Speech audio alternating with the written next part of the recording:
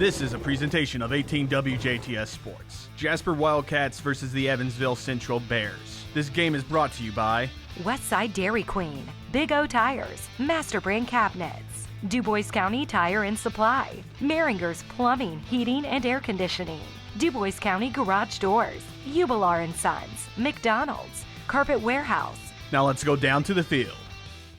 Welcome to Evansville Central High School. Tonight, the Jasper Wildcats are on the road in another SIAC action, and it's a game of unbeatens as the 5-0 Jasper Wildcats are against the 5-0 Evansville Central Bears. The Wildcats come into this football game actually ranked number 3 in the media poll. Central's ranked number 6, and the coaches poll has Central ranked number 4, and Jasper is ranked number 6. Hello, everybody. I'm Craig Schneider along with John Gable and Jeremy Markos on the video. And, Coach, just kind of coming into this football game, I mean, obviously we got 2 ranked teams. We got 2 teams that are undefeated, 2 teams that have pretty well been dominating their competition, especially in the last few weeks and all that. But, you know, when you get into a big game situation, you've coached in a lot of them. I mean, you've been in state championships. You've coached in a lot of big postseason events and regular season and all that with Jasper basketball and modern-day basketball. But really, when you come into a big game situation like this, what is the message you give your kids to make sure that they stay focused for both teams, really? Well, usually in a game like this, Craig, you don't have to say a whole lot because the adrenaline is pumping in the kids. They're smart kids. They read the papers. They listen to the radio. They know that Central is for real and that they're an awfully good team, and they know everything that's at stake in this game as far as maybe winning a conference championship. And this is our first real test of the year. We've played a couple good teams in Modern Day and Wrights and a few others, but this is the best team we've seen so far. So as a coach, you generally don't – you shouldn't if your kids are competitive. Right. Which you're not 5-0 in this league if you're not. Our kids are competitive. If you're competitive, you shouldn't have to do a lot of motivating. You should just kind of, remind them of the moment. But also, you want to be excited and pumped up, but you want to remember what your job is and to remember what got you here to this point, to make sure that you're focused in on the football game on the field and not anything, any accolades or anything like that might come after the game, because that won't happen without winning the game. Right. Well, and the other thing, too, is that, obviously Jasper's first experience playing in the Southern Indiana Athletic Conference, and Central's been in here forever. And, you've coached and played in this conference. You played football for Modern Day. And, the thing is, with this conference, basically week in and week out, tell us how difficult that really is for pretty well any team in this conference. Well, I mean, there's going to be good and bad teams every year in any conference that you play in. But I think the thing that's really good about Jasper football joining the SIC, other than the fact that we had to lose Heritage Hills and Southridge, I love those matchups. Oh, yeah. I'm going to miss those rivalries. But the thing that's good about this is I think we'll be challenged every week. Right. And in the Big 8 conference football over the last few years, I'm not going to mention names or teams, but some of the teams had fallen off talent-wise. Sure. And there were weeks that we basically had a week off, and you just don't have that much in the SIAC from year in to year out. So we're going to take our lumps. We're going to lose some football games here and there, but we're going to keep getting better for the postseason, and I think that's the bottom line. Absolutely. So, again, just a big test tonight, and the Wildcats over the next 3 weeks they're all on the road, but it's at Central tonight and then on the road at Castle next week in Evansville North. And the kickoff actually goes into the end zone, and so Jasper will have the football 1st and 10 from the 20-yard line. So, again, the Wildcats 5-0 on the season last week against Modern Day, winning 28-14, a game they pretty well dominated, especially, again, on the ground with the Wildcats with 274 yards rushing in that football game. Blake Mann led the way with 133 yards. Lance Dawkins with 114 yards and 2 touchdowns. And, John, I'll tell you, I mean, this running attack, it's a triple option. And, one thing they talk about is like Central versus Jasper. Both teams love to run the football. The quarterbacks don't throw much, but they have 2 different styles of running the football, and we'll see that here. Right. And we're going to see a very fast and aggressive and physical defense at Evansville Central, the best we've seen so far this year. Sure. All right, so the first play up the middle, and that's actually Dawkins, and he's able to break to the outside, so it looked like it was a play straight up the gut there, but he was able to break away and take that for a first down, gain of 12 on that first down play. Really proud of what Lance Dawkins has done. Over the last few years, he's really beefed up. He spent a lot of time in the weight room and gotten very strong. And over the last couple of games, what I've noticed is, Craig, he won't let anyone tackle him. It takes more than one guy to bring him down, and that's a big change for him, and it's made him a legitimate threat. All right, so Blake Mann, you'll see him under center, and actually we got penalty flags there, so the Jasper offensive line doing an outstanding job there of drawing him off. And, again, the Wildcat offensive line, I think, was pretty well still intact as far as the starters with Ashton Schneider at center. The guards are Tyler Kelly and Quade Pope, number 69. Right tackle is Carson Chanley, and Gus Heichelbeck is number 64. So the Cats gain 5 yards on the penalty, and 2nd and 5 as this time Mann keeps it. Now he's got room to the outside, and he's off to the races, and it's going to take getting knocked out of bounds by number 21, Julian Johnson. And we got a late penalty flag, too, so Jasper's going to get a break there as Mann actually went out of bounds right there at the 40-yard line. And I think that's what they're calling, Craig. They're calling a late hit. He actually ran out of bounds, and he might have been out of bounds about 2 yards before he was hit. And it's just one of those confusing plays for a defensive player. You don't want to let him cut back in and decide not to go out of bounds, but he clearly ran out of bounds, and the Central defenders did have time to stop it. I'm sure they're adrenaline and they're excited for the game too, and I don't think they meant to hurt him, but they definitely were going after him after he was out of bounds. Right. All right, so that will put the football at the 25-yard line, went out of bounds at the 40, so actually a 23-yard run there. Just underway here at Central Stadium, 11:19 on the clock right now. First quarter action as Mann's under center again, brings a man in motion, and now he's going to run the option, and he actually lost his footing there as he was hit in the backfield. Now Berger's got nowhere to go, and he's going to lose about 3 on that pitch. Yeah, and right there is just a good example of what we're going to see tonight. We've kind of caught Central sleeping a little bit early, but on that option to the right side there was nowhere for Caleb to go. They did a nice job. They hit Blake Mann actually as he was pitching, and they did a nice job covering the pitch as well. And that team, they're running like a 3-man front defensively. It looks like a 33, and you have to have athletes to do that. But that just means they have 4 linebackers standing up here, and they're going to come after you. Yeah, much similar to the Wildcats, and actually have about 5 safeties out there, but a couple of them walk up on defense, and now that's Mann going to the left side. So the Wildcat offense is moving, other than the option play that lost a few yards, but then Mann's able to pick up those lost yards and another 3 on top of it. We've got a couple things going for us this year offensively, Craig, and I've been to most of the games, and first of all and foremost, I love the way our offensive line comes off the ball. They've got some big kids with some good strength, and we come off the ball so quickly, and we get into the defenders, and we drive those legs, and we open up holes. Then you have some talented running backs, and Blake Mann and Dawkins and Berger and Day, and that are just doing a tremendous job. All right, so Mann's going to pitch out to the outside, and that's Day this time who gets the pitch, and he gets inside the 20, so puts the Cats in the red zone. He's going to be short of that first down, so it's going to bring up a 4th down situation, about 2 yards he's going to need there. Isaac Day is just he's a basketball player for us too, and I think he's 5'9", 160 pounds, but he plays a lot bigger than that. He's not afraid to when he's running the ball, he's the one leveling the hit usually, and he runs with his eyes real well and finds holes and cuts back well. He's just a good player. So this is a big test for the Central defense on a 4th and we'll say 2.5 yards or so, but actually we get a timeout on the field, and Central calls that timeout. So we'll take our first break. Jasper moving, but when we come back, tough 4th down situation here on 18 WJTS. We're back once again here at Central Stadium. Both teams on the field after the timeout there. 9:18 on the clock here. First quarter action. Jasper facing a 4th and about 2.5 yards they need to get to. Actually need to get right to the 15-yard line for that first down. So Mann under center.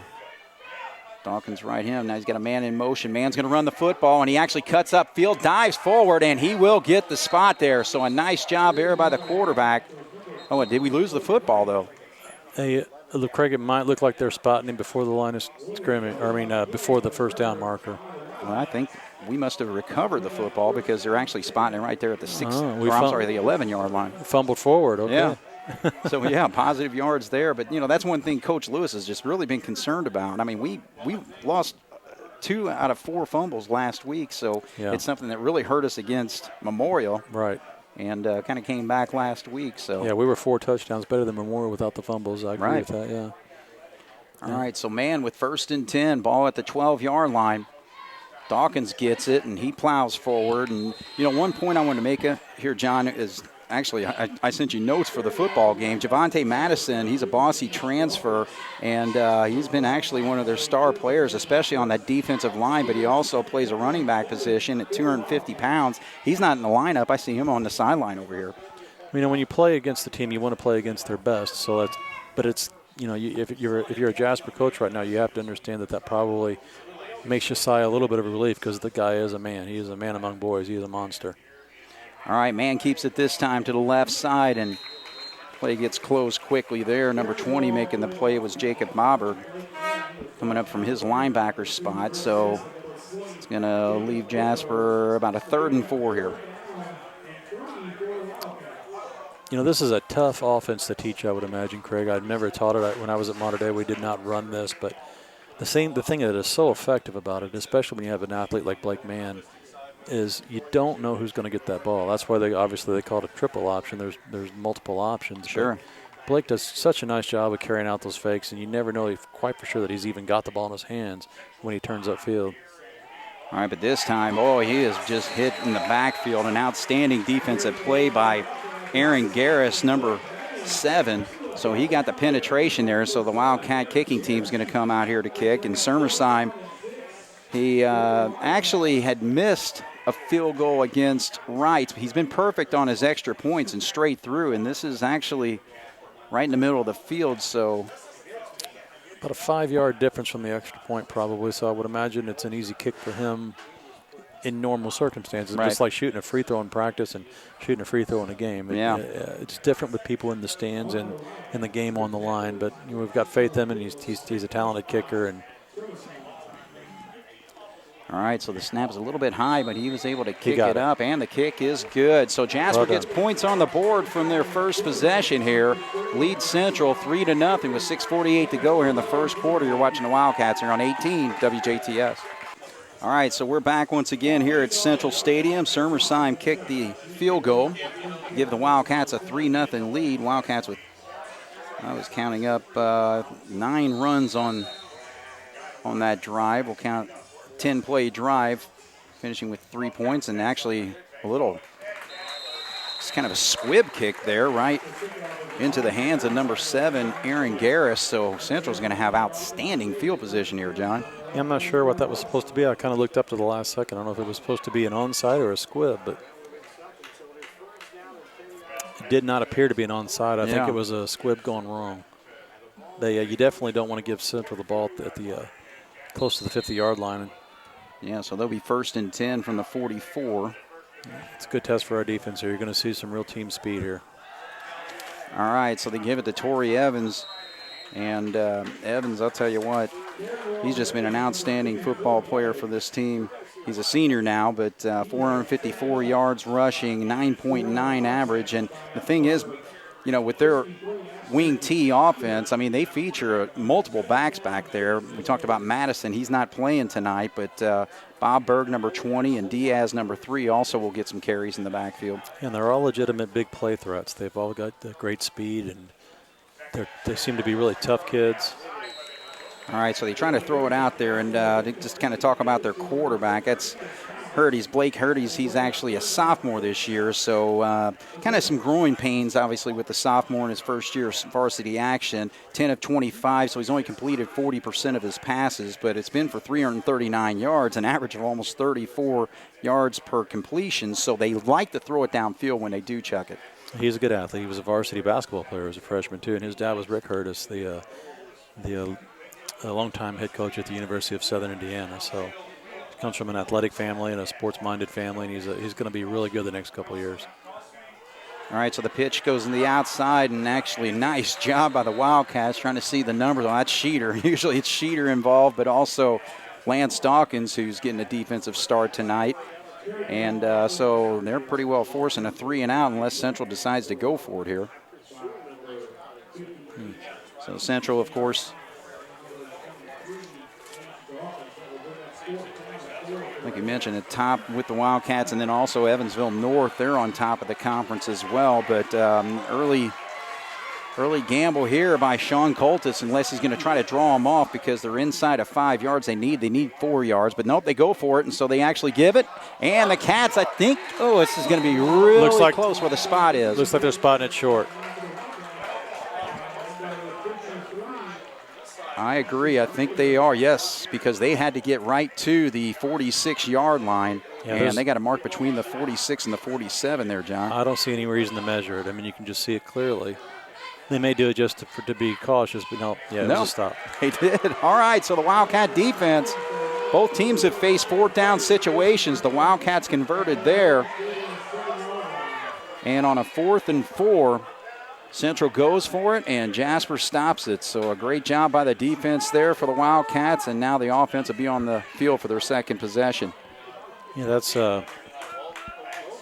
good news for our defense, because our defense has got a lot of work for them tonight, and we don't want them on the field all night long. And to be 4 plays and done right there and to be off and resting again is a good thing, because there's a long time to go in this game, and we want to put Central's defense on the field. We want to wear them down and make them have to work to stop.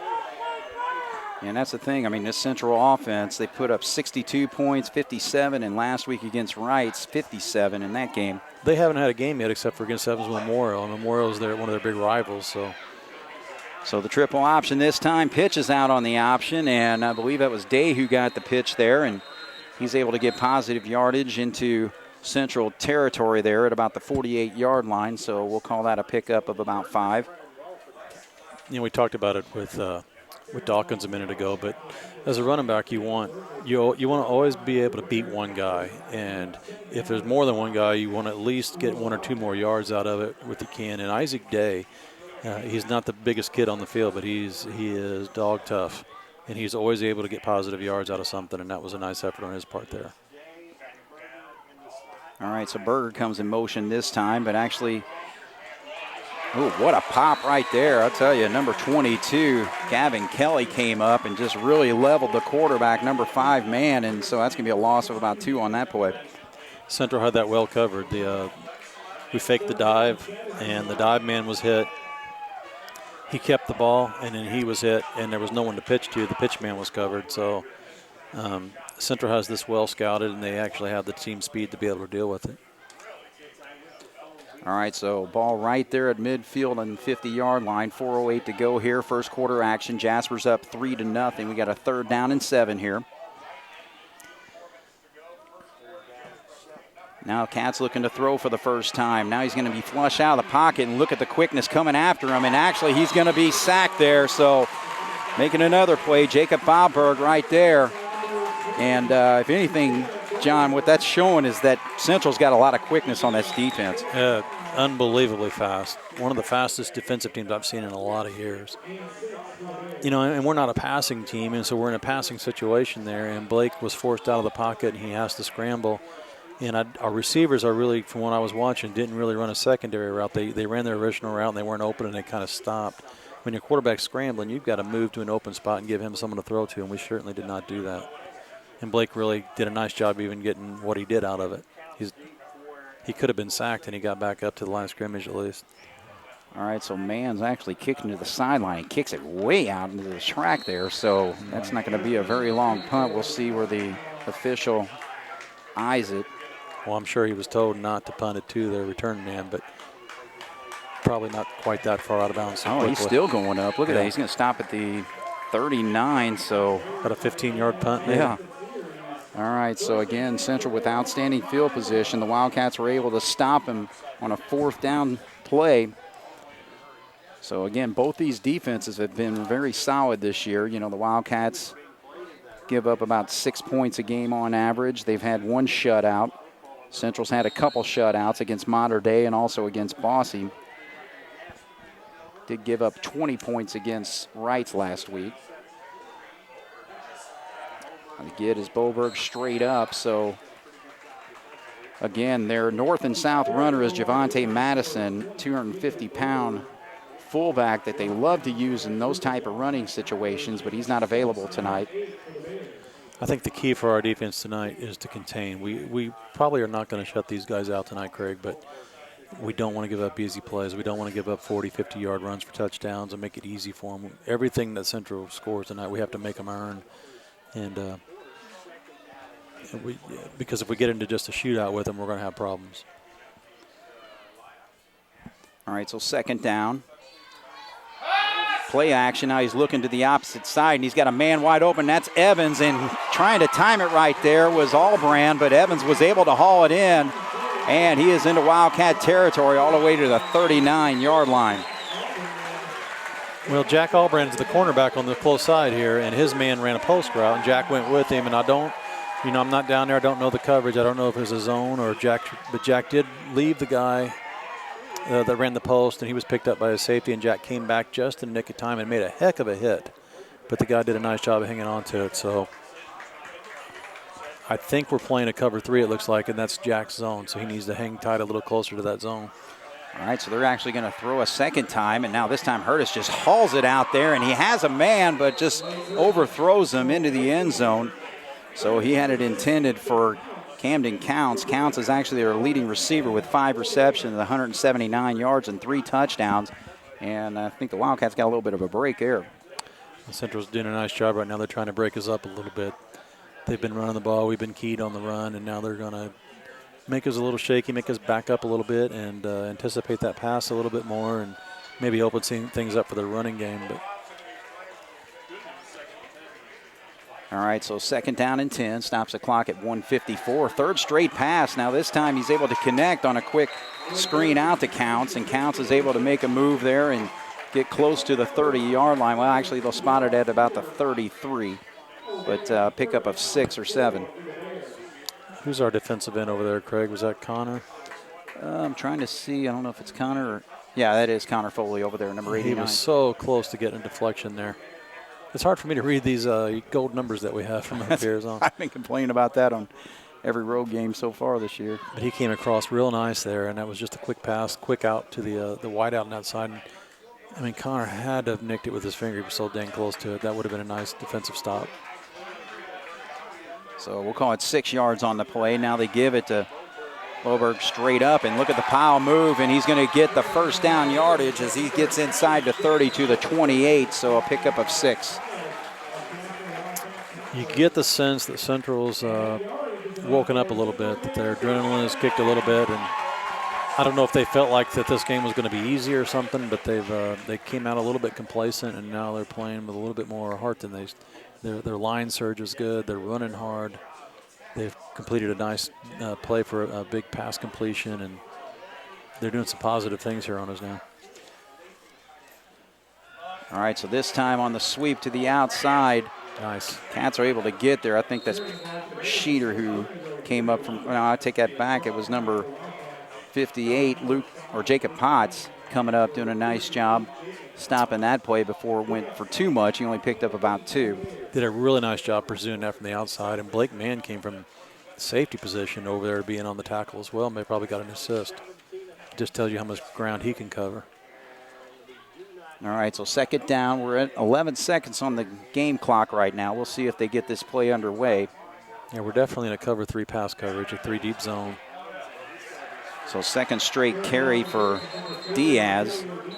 Plays a slot position, but ran the ball on a sweep on the first play, not a counter play that time.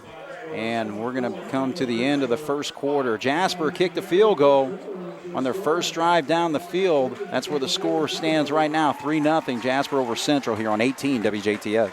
All right, so the last run by Diaz actually lost a yard or so it's now 3rd and 9.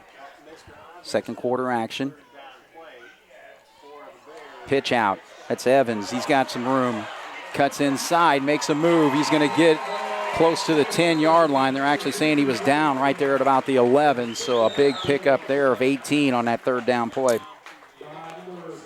I believe it was number 2 for us, Ross Peter on the outside. He's an aggressive player, doing a heck of a job this year, but he took a little bit of a bad angle, and when you do that against a guy with speed, they can often make you pay for it. We've got to find a way to turn that ball back inside where you have help. And actually tonight is senior night for the Central Bears. So Torrey Evans is a senior. He's going to want to put on a good show for last chance to play here. And now straight up, that's actually another senior carrying the football, and that's Jacob Boberg. Met by a Wildcat defender and brought straight down, but he picks up about 4. That was a little trap action on the for the central line there. Back in the day, we'd have called it a 22 trap. I don't know what it's called anymore, some kind of counter, but they trapped the first guy past the ball there and had a nice little hole. Puts him inside the 10. Need to get to about the 3 or the 2 to get a first down. So there's Evans, and look at that shifty move, and he makes it cut and gets right into the end zone for the touchdown. So Evans puts Central on the board for the first time tonight with an 8-yard run. Well, they see something they like up the middle, because those last 2 plays went up the gut.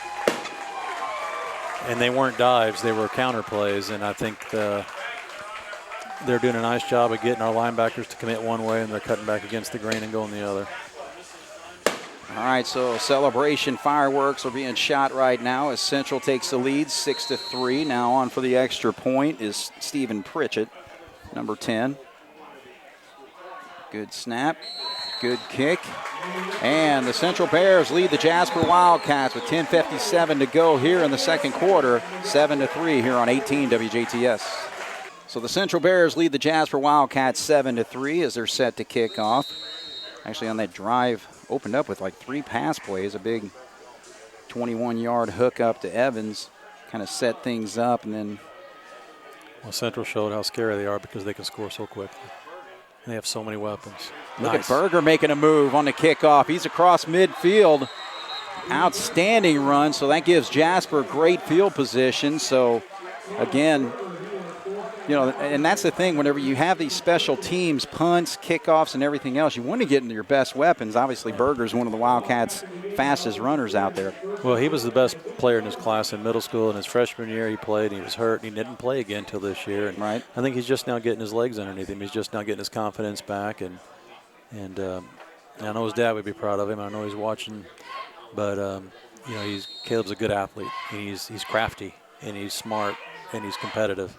And that was a heck of a run to give us nice field position. So the Cats 1st and 10, right at midfield. 10:48 on the clock. They trail 7-3. Berger comes in motion, but they actually run. Oh, there's nobody to pitch to, and he tries to pitch it out. Now there's Evans. He's going to pick it up, and he's going to take it all the way for the score. So he picked up that football right around the 40-yard line. So we'll say a 40-yard return there, but actually Berger went in motion in the opposite way, but they both the fullback and the quarterback went to the left side, so there was just confusion all over the field there. Well, first of all, there probably should have been a flag before the play. We had a legal procedure, and it wasn't called. Our wing on the right side hopped, and the Central coaches went nuts over it, but there was no call, and then Blake Mann went left, and I don't know who was wrong. Like you said, the backs went one way, the quarterback went the other. But yeah, Blake turns to pitch to nobody, obviously, and that's you definitely can't afford those today. Right. Yeah, because usually in that situation, if the whole play is going to go to the left, then it would be Day on the opposite side that would probably come into motion, unless Berger was supposed to switch back, because a lot of times they'll run that motion, stop in the backfield, and then run the opposite way. Yeah. So, all right, so Central pops it through for the extra point, and leads Jasper 14-3 here on 18 WJTS. All right, so the last 2 touches have been by Torrey Evans. He had an 8-yard touchdown run. Then after the kickoff, last 2 offensive touches, but one was on the defensive side for Evans. And now Berger's going to get another opportunity. He had a great run back last time. Now he's slowed up a little bit, but still there. Now he gets away and gets across the 30-yard line, and a penalty flag flies. So Central's had that flag thrown over on that sideline earlier in the football game that gave Jasper 15 yards. We'll see which one, see if we get the same call here. Looks like it's a late hit, yes. That's going to help. So it's almost identical field position. Right. If he's going to go 15 yards, he marched that, I think, from about the 31-yard line, and he'll take it to the 46. So great field position again for the Wildcats, just can't put the ball on the field. Well, we talked earlier that we can't give Central anything, that we have to make them earn everything, and that turnover for a touchdown is an example of that. We definitely don't need to panic here. We need to eat some clock, score a touchdown, get back in the game. you get 3, 4, 5 touchdowns down against Central, and you're going to have a heck of a time getting back in it. So the important thing is to execute here and get us some points on the board. Now they run it to the right side, and he gets across midfield, so Mann picks up 5 on that first down play.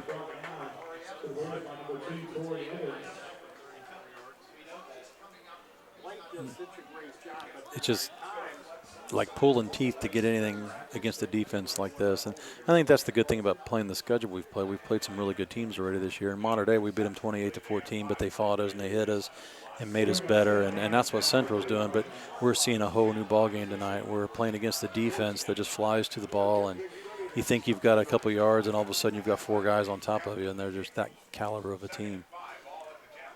All right, so actually Mann's all alone on this one. He did not give to the fullback, but he had nobody to pitch to that time, and I think he's going to lose a yard there. So I'll tell you, just having a football game all across the board is Torrey Evans tonight as he makes that tackle. Yep, and this is it's not time. Obviously, you don't want to scrap what's made you 5-0 and what's got you to this point, but at some point you're probably thinking, if you're Tony Lewis, you may have to get a little creative, put the ball in the air a little bit and try some different things, because we're not getting very far with some of the triple option stuff. So. All right, so 3rd down, and we'll call it 6 here as Mann, the left-handed quarterback, rolls to his left. He's going to have to pull up, and now he chucks it across there, and he's got Foley. I'll tell you what, right in his face was number 20, Jacob Bobberg. Foley makes the catch, and it looks like he's right at the marker. I don't know what the flag is, but they flew a flag right on top of the catch, and I don't know if it's a defensive hold maybe. Ineligible receiver downfield. Oh, mercy. Yeah, so that's a big, and that's a loss of down too. So that 3rd down play counts. They'll move him back 5. I wonder who that would have been. Yeah, I didn't quite see there. So. But it was a nice job by Blake Mann getting rid of the ball. Nice catch by Connor Foley, and he actually got 1st down yardage out of it. And the guy that tackled Connor Foley actually didn't get up, so that tells you the kind of strength that Connor has. Sure. Unfortunately, it came back. We're gonna have to punt this one. Right. Yeah. So going back 5 makes it 4th and 11. So the Wildcat punt team comes out, and again, Mann's got that pass-run option usually, but in this situation, absolutely not. But they're not actually dropping Evans back to receive. That's Counts number 6, waiting for the football at about the 26-yard line right now. 8:55 on the clock right now. Now Mann's going to punt it. Good punt.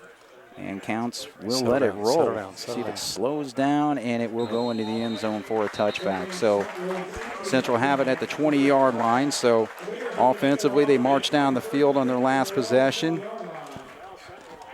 and give them a 7-3 lead. Then the Wildcats on the pitch on the option with nobody there, picked up by Torrey Evans. He runs about 40 yards or so for the touchdown to make it 14-3. So Jasper 3 and out and a punt there. Well, momentum has definitely shifted, and the only way I know to get it back is to dig in defensively here and put some hits on the ball and get them and force a punt. We just cannot afford to give up a quick score here again to Central, and things could get ugly in a hurry. So Boberg in the backfield, but they actually give it on the outside handoff there. I was trying to see, was that 22 or 23 actually carrying the football, and that's Jordan Kasinger. I wish I could give you some numbers for tackles there too. Yeah, good luck with that. I should have brought my binoculars. It's dark out here, and we're a little bit distant, and those gold numbers are I just cannot see them, and I'm sorry, Craig. And speaking of distancing, social distancing over there on the Wildcats side, the way they have it set up in Evansville, the home team gets 500 tickets, the visiting team gets 250. When we played Wrights earlier, it was 250 for both sides as he hits Counts over there on the outside, and Cats are good job. And the ball goes on the field, and looks like Blake Mann. No, I take that back. They're going to say he was down. He never made a call. Wow, I agree, man. Oh. Actually, that was Day who picked up at football, but they're going to say he's down, so the play counts, and it's a 5-yard gain. He may very well have been down, but this official right on top of it never indicated, did he? No. Yeah. So Central gets a break there. So it's a 3rd down and 5 from the 25. Counts is going to split to the far side. 2 men in the backfield. Now the quarterback's going to want to throw. He's looking to the middle of the field, and that's Evans that he's looking for. Man is there, and he jumps and kind of mistimed it there. Man, good coverage over there. And then also, that was Peter, who pretty well had him one-on-one. I think it's Peter. Or is that? No, sorry. Again, number situation. It's Ian Giesler, actually, who was one-on-one, but he got some help from the safety there, but Evans wasn't able to corral it in.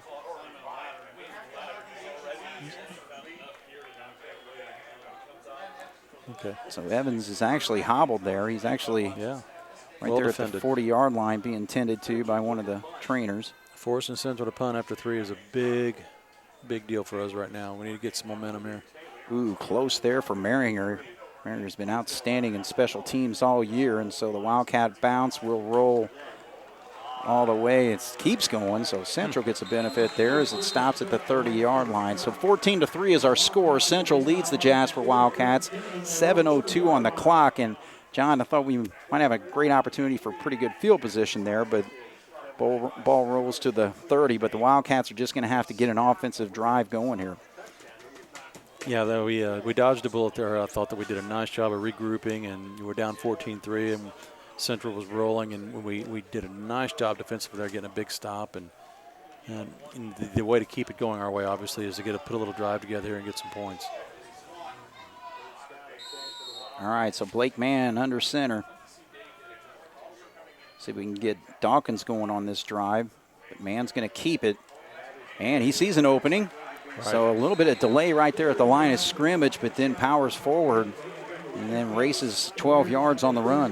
It was a good read. I think one of the things you talk to a running back or even a quarterback who runs the ball about is run with your eyes. You know, you don't want to run into the defender. You don't want to run into the guy blocking for you. You want to keep those eyes open and look for that hole, look for that seam, look for that place to cut back. And Blake did a nice job there. He delayed just a second, saw that gap and hit it. Got a nice 11-yard gain out of it. Good athlete, good decision. Ball spotted at the 42-yard line, 1st and 10, but a flag flies, and Mann's actually still on his feet. Now he's going to race to the outside, gets across the 30 to the 20, knocked out of bounds at the 15-yard line, but I think this play's coming back. We had multiple guys in motion there. So Jasper already lost a fumble that was returned for a touchdown. Now a penalty will bring back a huge gain there. It's a similar situation to that defensive touchdown. We actually had guys in the illegal motion during that play, and it wasn't called. And they ended up getting a touchdown out of it. And this time we had a big gain that was called back, unfortunately. But it was an absolutely correct call.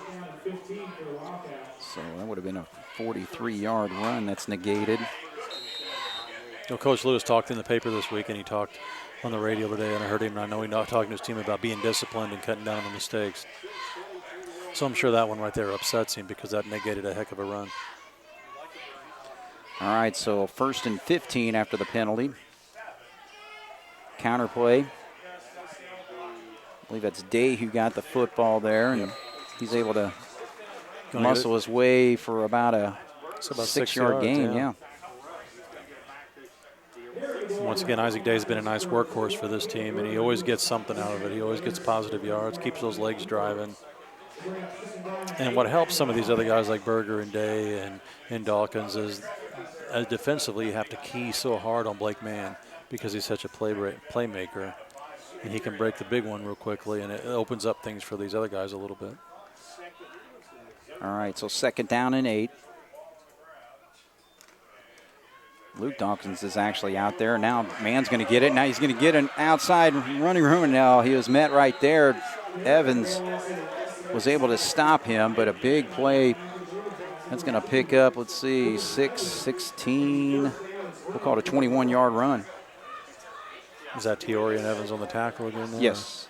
I tell you what, he's a heck of a player for them, but we're also making him work. He's had the ball in his hands a lot. He's playing a lot of defense, and he got up a little slow there, so it's a long game.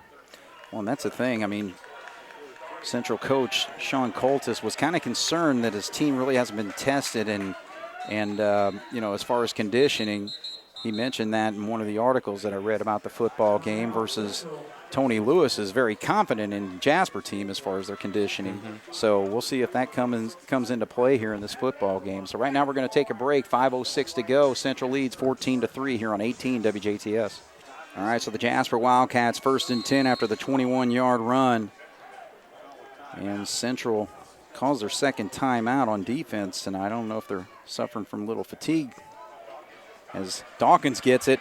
Now he powers and is met right there at the 30-yard line, trying to wrestle the football away from him as Camden counts, but Dawkins hangs on to it and picks up a nice 5-yard run. Dawkins is the old throwback fullback. He's a John Riggins or a Larry Zonko. That's what I called him the first game this year. He's not real nifty-footed. If he doesn't shuffle step well or move out of into a lane real well, but when he gets a full head of steam, he's just a load to bring down. And so, sometimes in those situations, he just needs to commit and get 2 or 3 more yards. But he is a workhorse. So actually, Luke Dawkins is playing one of the slots.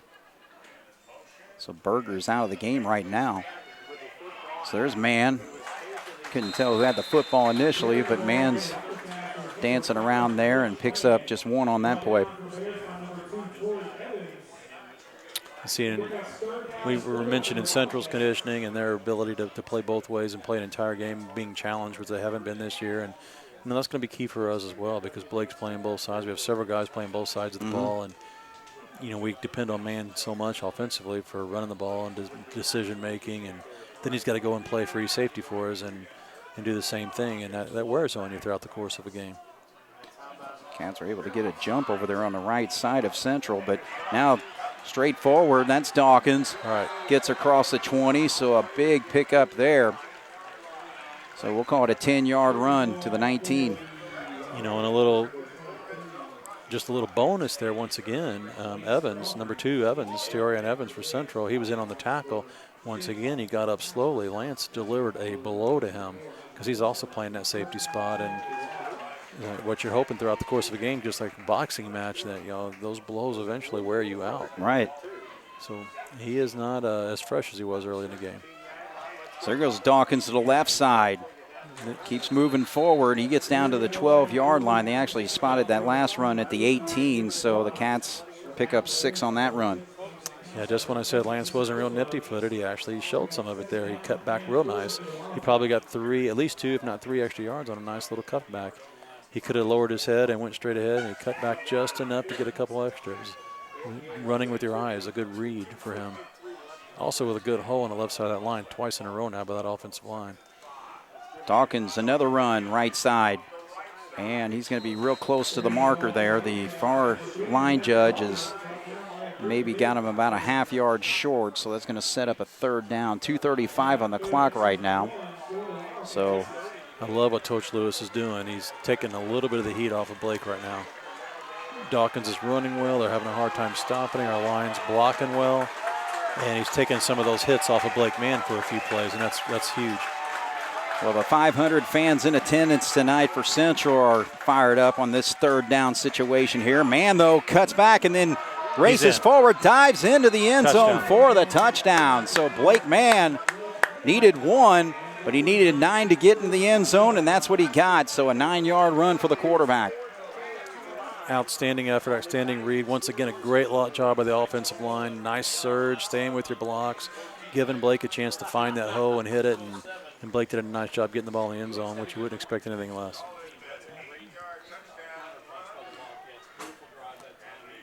So now all of a sudden you have Central second-guessing themselves. They have not been in a game this year. They've not had anyone challenge them. All right, so Sermersheim stays perfect on the season, kicks it through, and Jasper gets their first touchdown of the night, makes it a 14-10 game with 2:07 to go here in the first half. You're watching the Cats here on 18 WJTS. In the first half, Jasper with the touchdown makes it 14-10. Craig Schneider and Coach John Gable, along with Jeremy Markos, bringing the action here on 18 WJTS. And, John, we were talking just right during the break. Central's looking a little winded out there. Well, like we talked about, Craig, they're a heck of a football team. They're talented. They're 5-0 for a reason, and they're one of the best teams in Southern Indiana. but they have not been challenged yet this year. They've won 21-0, 62-0. Memorial gave them a fight at 21-10, but the outcome was never in question, and there was never really any pressure on them. That's a big rivalry of theirs. And 55-7, 57-20. Now it looks like they may have to play 4 quarters, and we'll see how they're able to do that. Well, actually, a squib kick was a benefit for the Wildcats this time, as number 84, Luke Pokerney, had a tough time picking that up. So Central have the football at the 32-yard line. They've been throwing the football a little bit tonight and had some success, but again, that's not a big part of their game. Obviously, with a quarterback who was only completing 40% of his passes coming into tonight. Yeah, but if you're going to run the ball, the best way to do it successfully is to be able to loosen the defense up with a few passes. And Hurtis has a nice arm. And our defensive backs have done a nice job out there tonight, Mann and Allbrand and the crew. All right, so another quick pitch out there. That's what they've been trying to do, is getting the ball in the count's hand. And Allbrand came up, wasn't able to make the stop, so he got away from him and got close to the first down marker. It might be just a little bit short there. Yeah, I think it was Allbrand assisted by, would that be a Grant Maringer? Am I seeing that right? Yes, Yeah. yes. He's got some quickness to him as well, but once again, they got 9 yards out of the deal before we were able to get to him. So, all right, so he is going to be short a yard there. So clock is running. He did not get out of bounds there. So 131. Hurtis looks to throw. Now he's going to chuck it out there, and it's a one-on-one situation there, and the ball falls incomplete. Giesler was right there. The ball was a little bit short, intended for counts. So that was kind of a jump ball situation there, and good job defensively to knock it away. I'm sorry, who was our defender on that play? That was Giesler, number 16. Okay. It's hard for me to, okay, Ian Giesler, 16. Yep, you're right. Yeah, I'm kind of getting used to the players and yeah. knowing them by their numbers because you can't really see them. So yeah, defended really, really well. Absolutely. All right, so now a third down. So Central needs the first. That stopped the clock at 1:24. Quick quarterback sneaks straight up, and Jasper still battling, but they're going to give him forward progress of about 3 yards or so. So the ball will be spotted at a 44-yard line, but that stops the clock briefly for the first down markers. They haven't indicated yet, so the markers haven't moved.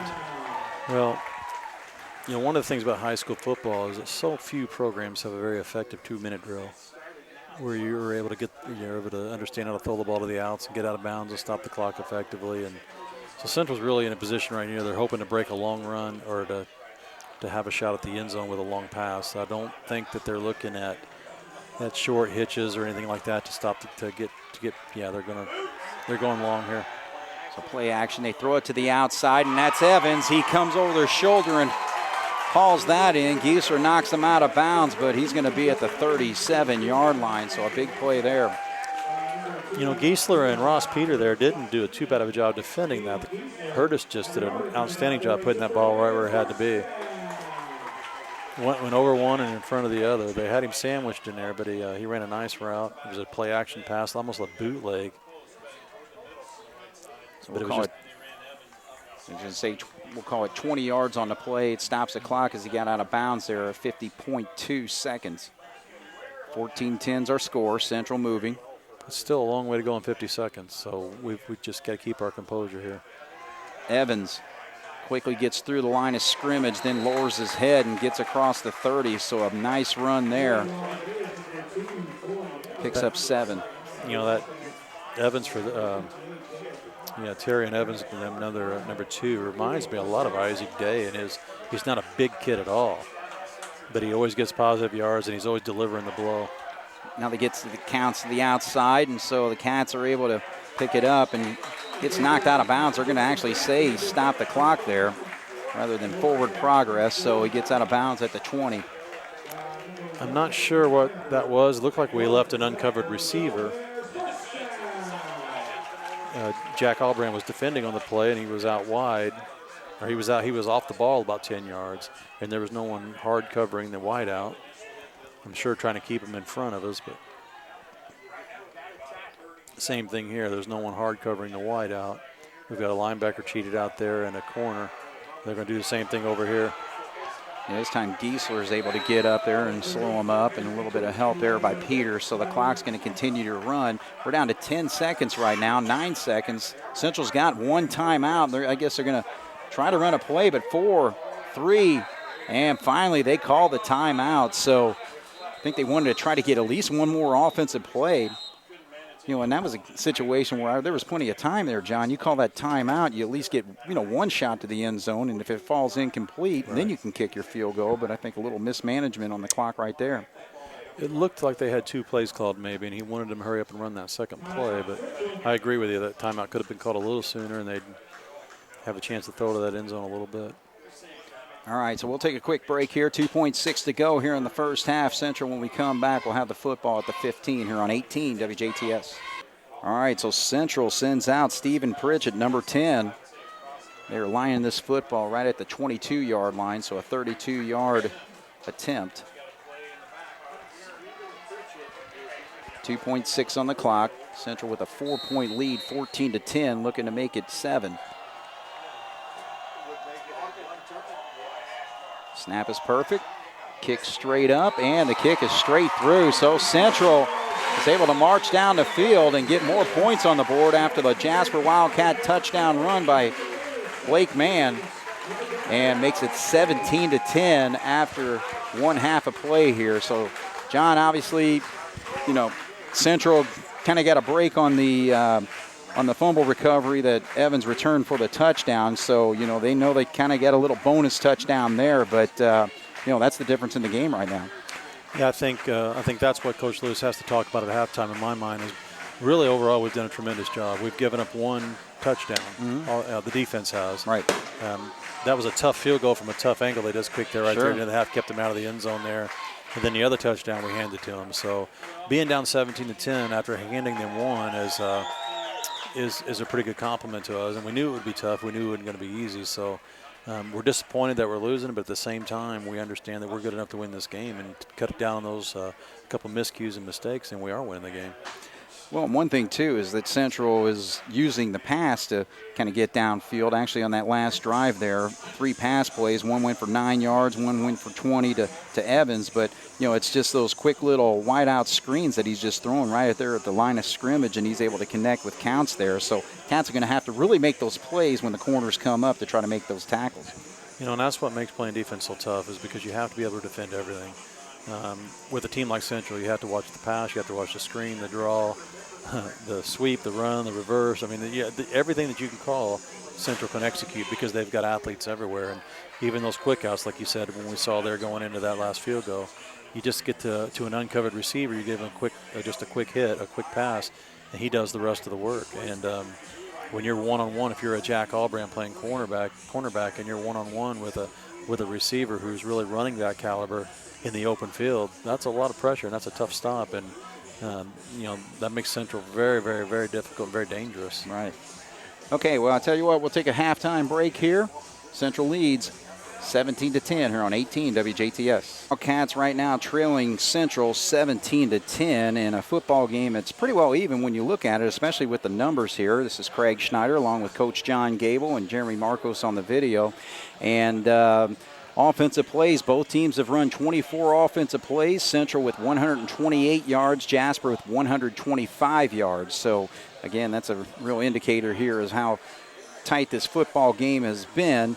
The main difference was just kind of a gimme touchdown that the Wildcats gave Torrey Evans, 47-yard fumble recovery on an option pitch where there was nobody there. So that is the difference in this football game. Both teams have kicked field goals as well. But, but the main thing, the Wildcats, John, 24 carries for 125 yards. We've not completed a pass yet tonight. We had one play that got called back, but, against Central, kind of surprising, 74 passing yards, and they were 7-11, so they actually ran 11 pass plays. So that's really the difference as far as the offenses tonight. Yeah, well, we run a triple threat offense, but Central also runs something similar. They run it's a T, it's a wing, double wings with wide outs, but they have a fourth threat, and they're a pretty good passing team.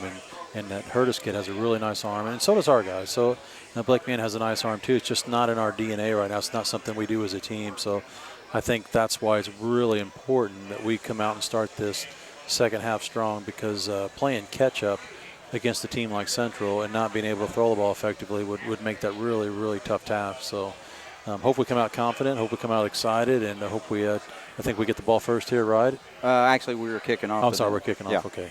So Central will get the football back. So they actually took advantage of the extra score there right before halftime with the field goal, a 32-yard field goal kick by Stephen Pritchett. But now I'm going to ask you to put your coaching hat on here, and it looked like Jasper actually took as much time as they needed for the halftime. So Coach Tony Lewis, is it a situation, when you're in a tight football game like this and two teams that are pretty even, what kind of message are you giving your team at halftime? Well, in a game like this, I would actually be after him a little bit because I think it's easy to get to the – you don't want to ever get to the point and say, hey, we're in the game, it's close, because, cut back on a few mistakes and we're winning the game. And I think that's what he's probably trying to tell his guys is if we are just a little bit sharper, execute a little bit more, hold on to the ball a little bit better, and tackle a little better, block a little better, execute a little bit better offensively, and we're winning the game. And so we shouldn't be happy right now that we've kept it close in the first half. We should be disappointed that we're not winning, and we should see that we're good enough to win this game and go out and win it. Now, do you think there's many halftime adjustments made as far as with the game plan? I'm not a Delaware T guy, so I wouldn't know what that would be offensively. Okay. The only thing I would say is maybe talking about putting the ball in the air a little bit. But at the same time, we've put up 10 points and we've moved the ball steadily pretty well. Right. So you don't want to just scrap everything you've been doing either. You just want to make sure you don't give Central quick scores and give them easy scores. And we've done that once tonight, and we can't afford to do it again. But as far as changing whole scale, I don't think the game plan's far off. We've shot ourselves in the foot. All right, so the Wildcats will be kicking off to the Central Bears, and actually Leonard's out there to kick it off. But again, we keep it down, and they're going to get a return this time. He's running east and west instead of north and south, then finally turns upfield, but still outstanding field position. So I know you're trying to keep it out of Evans' hands and also Counts over there, but still, you can't give him the football every time at around the 35, 40, 45-yard line.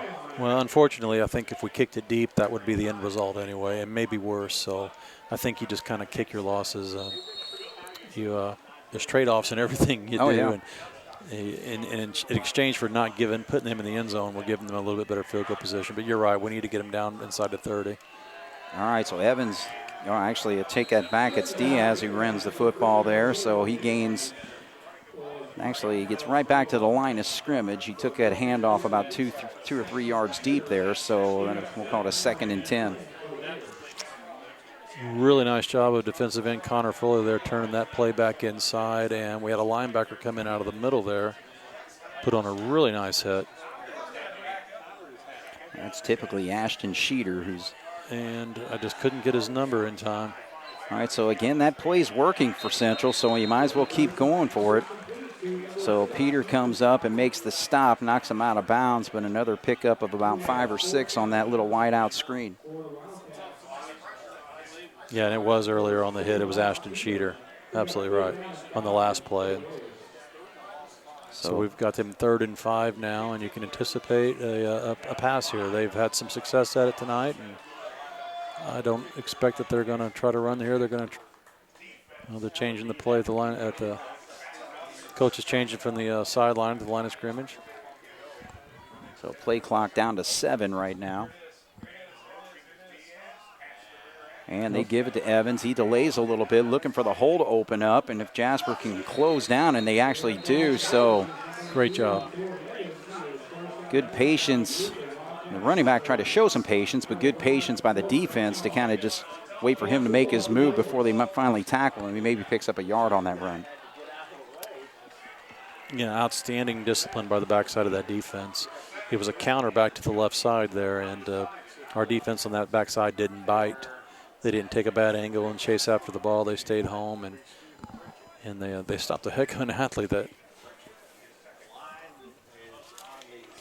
All right, so Central will punt the football. Day's back to return it. Oh man, and Maringer almost got there. I don't think we had an all-out block on for that particular play, but he almost got there anyway. But look at the roll.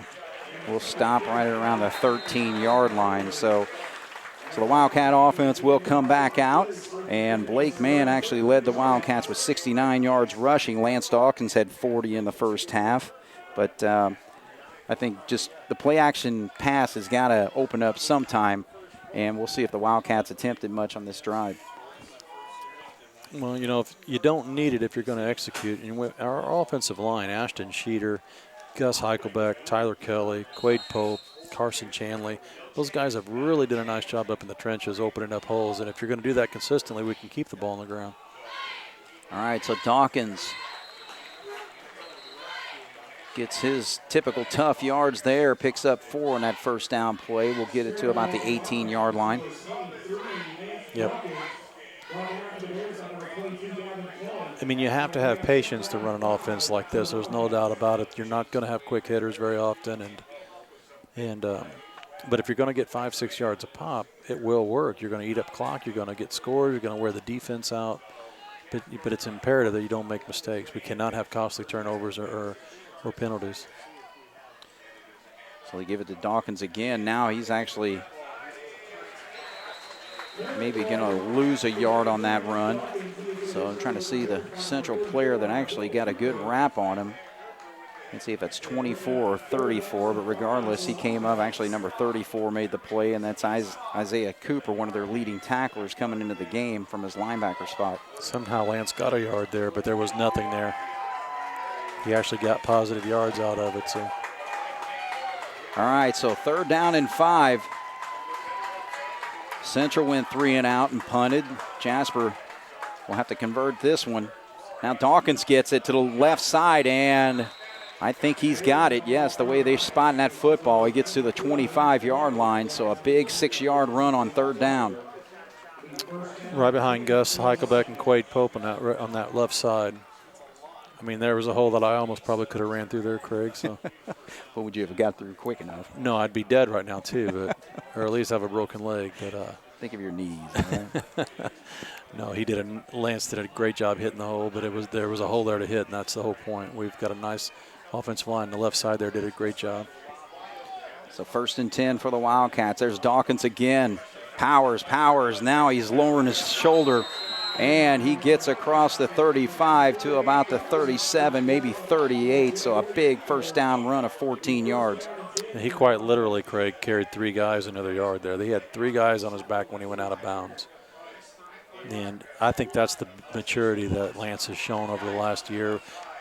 Last year he had a nice year, but this year it just seems like he's not content. He's not going down when he's hit. Last year sometimes he'd almost hit that line of scrimmage and he'd already be heading down.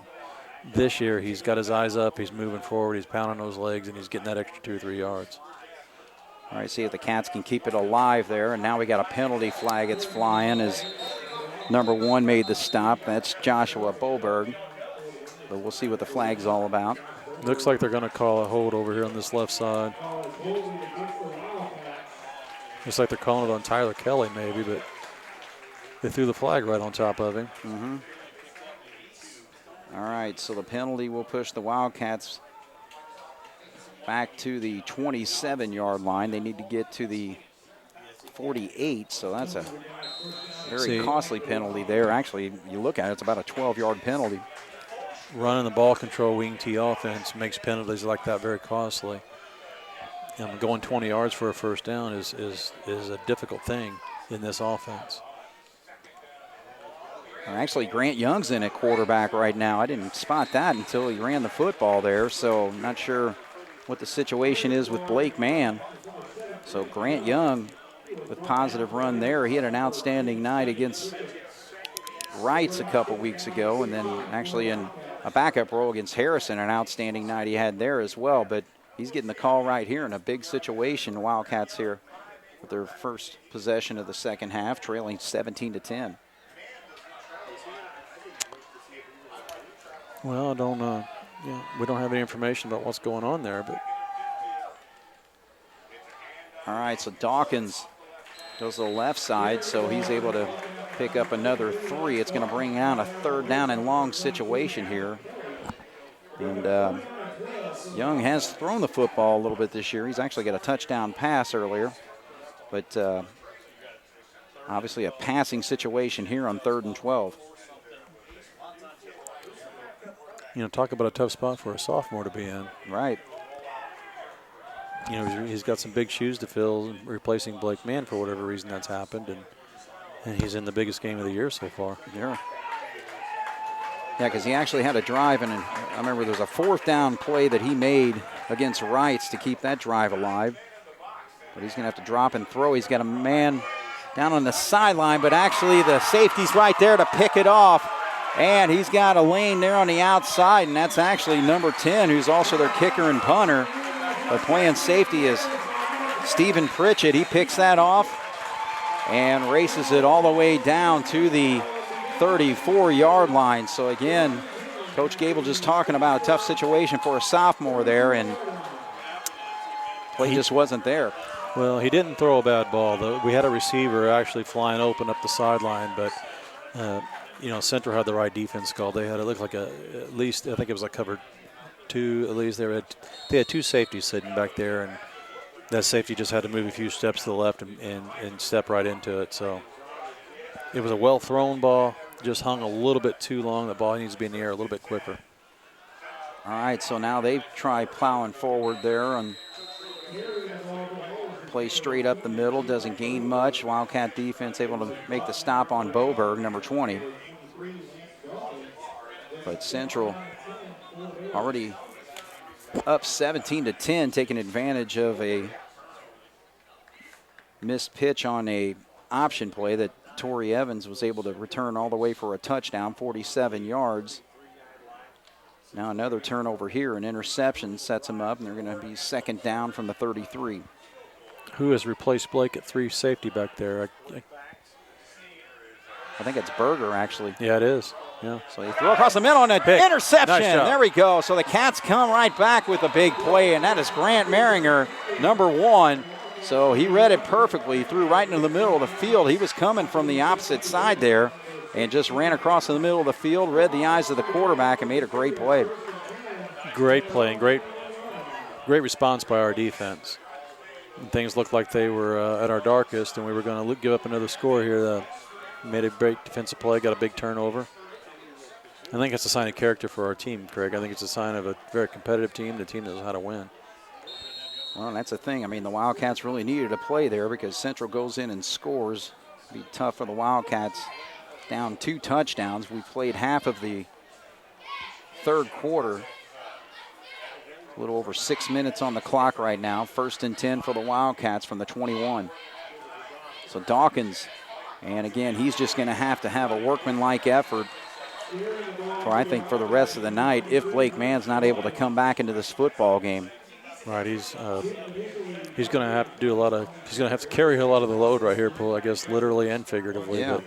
But it looks like, from what I'm hearing, Blake there's some sort of injury they're tending to on the sideline, but not getting an indication of how serious it is right now.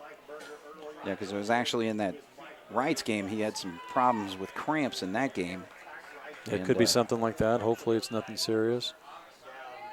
He was able to return. So looks like they're taping him or something over there. All right, so Dawkins, he needs 2 yards for a first down. He's going to maybe get 1 tough yard up to the 30-yard line, so it's going to bring up a 3rd down situation a yard away.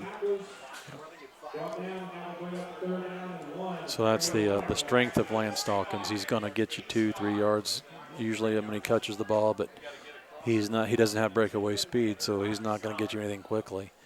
So to expect him to carry this team 60 yards is maybe a little unrealistic. We're going to have somebody else step up and get something done as well. All right, so Young is under center on 3rd down, and we get him to jump off, so we'll take that break. So anxious to make the stunt there was Julian Johnson, number 21, but he jumps across the line of scrimmage. Cats will pick up 5. Oh, actually, they're going to call it on Jasper. Oh, no. Oh, boy.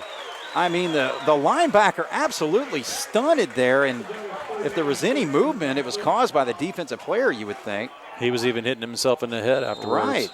He knew that he had jumped, but I think we came up after he crossed. That was a poor call. So the penalty goes against the Jasper Wildcats. I wish I could know see you're the originally replay. from Evansville, but when I come down to these Evansville football games, I get Not a the little north testy side. sometimes. All right, so I'm from the west side. That's a different country. instead of 1st and 10, it's 3rd and 6. Now, Oh, boy. Grant's going to have to pitch out on the option, and Berger, I think, got the pitch there, wasn't it? Or was it Day? I couldn't quite see. But regardless, It's Cat's not Isaac able to pick it up. So Isaac Day not able to get the yardage needed, and Jasper's going to be forced to punt. So Central gets a big break on that call. Huge. And so we're not down there up close, and there's no replay here, but right until tomorrow. It certainly looked like we had them, like they had jumped off sides.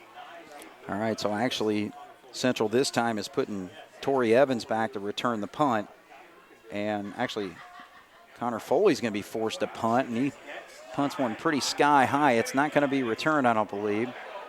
And so it's going to be fielded right there, right at about the 37-yard line. So, yeah, that was the other thing, because Blake Mann's our punter, so we kind of had to put Connor Foley in a tough situation there. He did a nice job with it. It was a nice high punt, gave our coverage time to get down there. And, there's the good thing about having Blake Mann punt is he's a threat to run like he did against Mater Dei last week and get the first down, or he could throw the ball even. Right. But the strength of having a kid like Connor Foley who can punt the ball with some height and some length is gives your coverage team a chance to get there and to pin him back a little bit with some better field position. So Central's possession here starts at the 39-yard line. Boberg is the running back, and hold we on got Central. So see Blake on the sideline there. He's looking pretty gimpy. So is that him walking? Down there with the headband. He's walking something off. I see him. It's just hard to tell what it is. He's actually trying to run it off there. Yeah, he knows he's hurting because otherwise he'd be on the field. He's that kind of kid. So that hold was a little bit in the backfield there, so it actually moves the football back to the 38-yard line. So when you say 11-yard penalty, really it's a 10-yard penalty, but it's at the spot of the foul. So they were 1 yard back there. So first and 21 as they pitch out to Evans on the right side and holding all over the place, but no call. So and the coaches to our left side up here in the press box, Jasper coaching staff not very happy there, but Evans is able to run out of bounds. They'll spot it right there at the 36-yard line. Well, Ross Peter there, he did a nice job. He was right there to make the play, and he couldn't even turn his shoulder pads. He was held and officiating is a tough thing, and you just sometimes wonder, though, when something happens right in front of you, how you don't see it. But they have a lot of things to watch out there, too, at the same time. But all right, so second down and 13. Diaz gets it. He's trying to get to the outside. He gets away from the Wildcat defender, but then met right at the line of scrimmage, so he might gain a yard on the play. But could have been about a 4-yard loss if they were able to catch him. But, again, these Central backs are quick, and they're tough to make plays on. Looked like that was Michael Beekler in the backfield there early, and didn't quite make the tackle, but he did a nice job slowing him down, turning him back to where the help was. And that's really important with a kid as fast as who had the ball there for them. Right. That was Diaz, number 3. Okay, Diaz, okay. Rogelio Diaz. All right, so Camden now you've got a passing situation.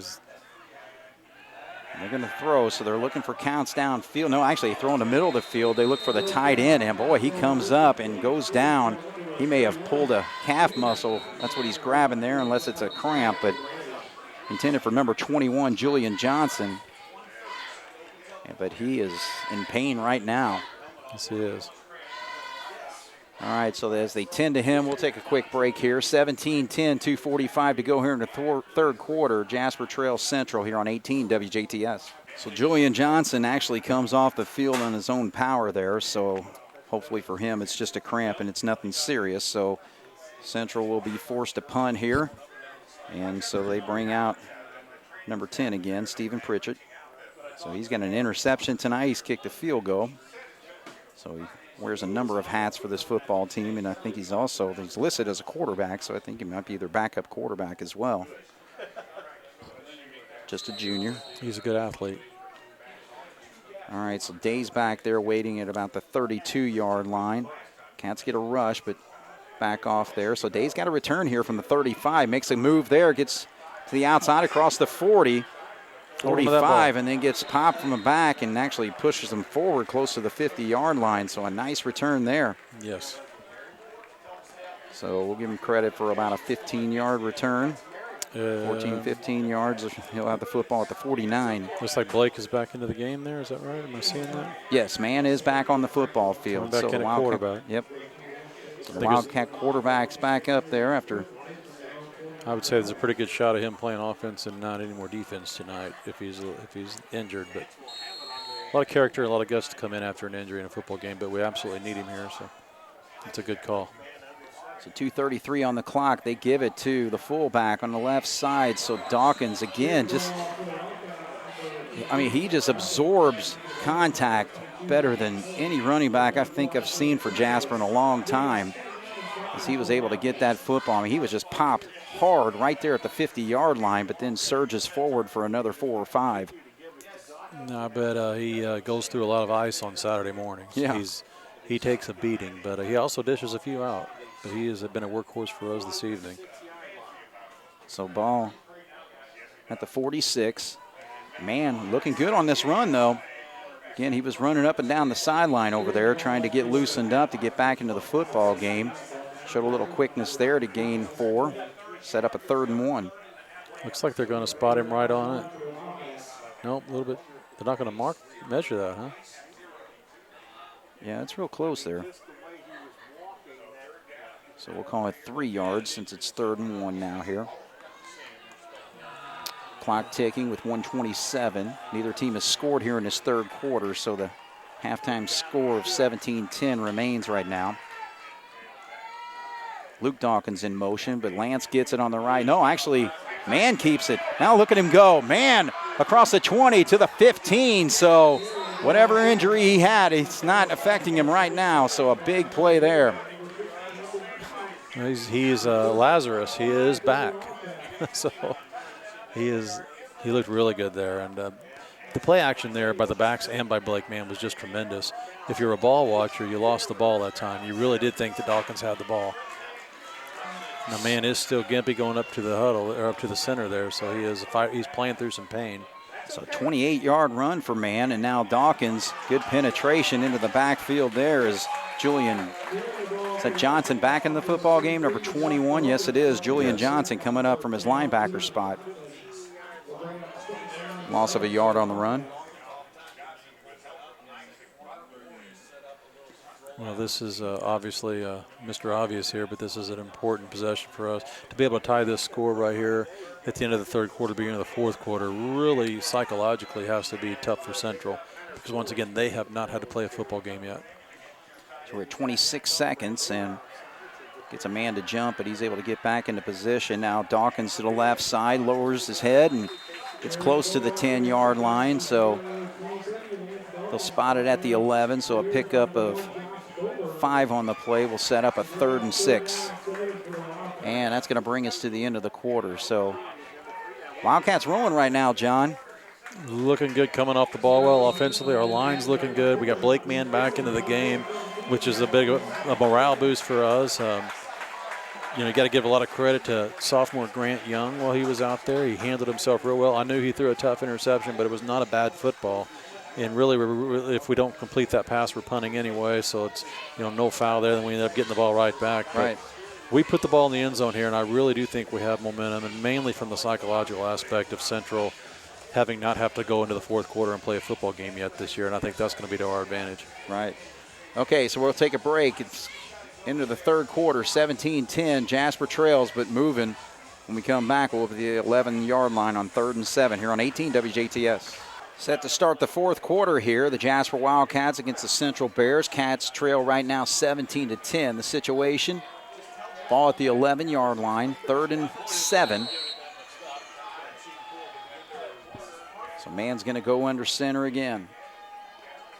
Man in motion is Luke Dawkins, but Mann's keeping it no matter what. And now he makes a spin move, but then gets popped forward on the hit. I think he's there, yes. All right, so they're going to spot it right there at the 3-yard line. So an 8-yard pickup on 3rd and 7, 1st and 10 for the Wildcats.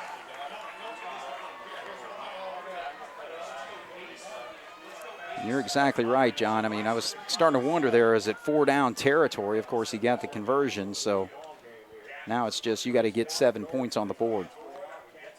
Absolutely, and if our line keeps coming off the count the way they are and driving those legs and giving us holes and opportunities, we're going to get in there. Dawkins, left side, dives forward, in for the 3-yard touchdown run.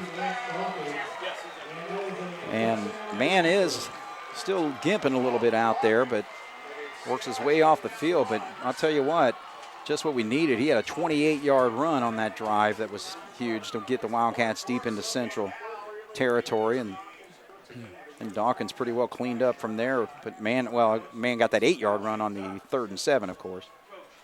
You know, one of the things that's more common today than used to be is you'll have kids tell you, Coach, I'm hurt, I can't practice. Coach, I hurt, I can't play. And not a lot of kids, but there are some kids that do that. And you got a lot of kids like Blake Mann who will say, Coach, I'm fine, I need to play. And right. He'll play through the pain, and he's doing that, and we absolutely needed that. Absolutely. All right, so the extra point is through, and Jasper has tied this football game 17-17 with 11:33 to go here in the fourth. You're watching the Cats here on 18 WJTS. So number 80, Sam Leonard's going to get the call to kick this football again. And we got a full quarter of football left, 11:33 on the clock, and Central will get the football back after the Wildcat touchdown drive. So, again, any man's football game right now, John. Well, you're going to bet that we're not going to be kicking it deep here. So, yeah, so again, another scoot kick. This one's fielded at the 26. And good well coverage. Done. Trying to see the number there. I couldn't either. It's unfortunate because whoever it is just made a really nice tackle. Yeah, I'm trying to see. I see him running off. Yeah, it's number, is that 18? Trying to pick it up. If it was, that's Victor Peter. Either 18 or 19. Or Ty 16 Wiseman. or 14 or 15. Yeah, well, 16's Geeser. He's out on the football field. So, but yeah. It's unfortunate that one he can't catch the number because he did a heck of a job there. Right. Gets a pretty athletic and quick return man for the Bears. Made a nice tackle and pinned him back in. You know, Central starting in tough field position probably for one of the first times. Right. So they're at the 27-yard line. Pitches a little bit high there for